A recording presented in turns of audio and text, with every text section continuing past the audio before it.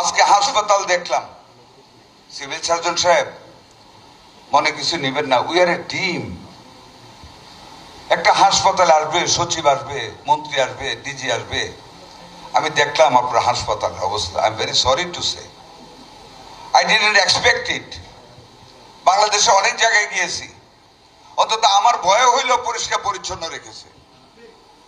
আপনি সেটা করেননি।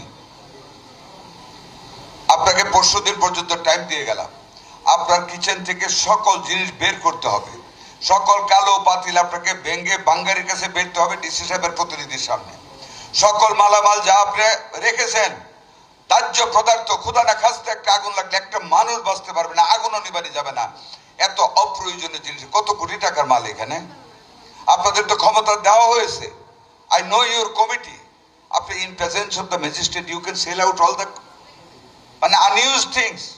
Lily premium gold soap 24 carat gold এনে দেয় রিয়েল গোল্ডেন গ্লো। যেগুলি থেকে ব্যাকটেরিয়া হচ্ছে, শ্বাসকষ্টের রোগীদের কষ্ট হবে, এগুলি জমিয়ে রেখেছেন।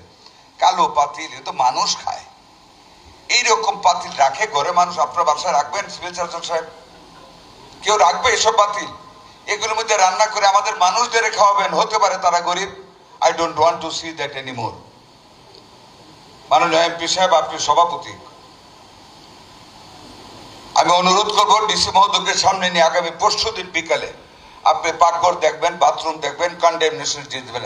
Before the sunset of day after tomorrow you have to finish all the things, you have to sell out the things. যদি পাই আমরা অ্যাকশনে যাবো, সোজাসুজি কথা। 3 মাস ধৈর্য ধরেছি।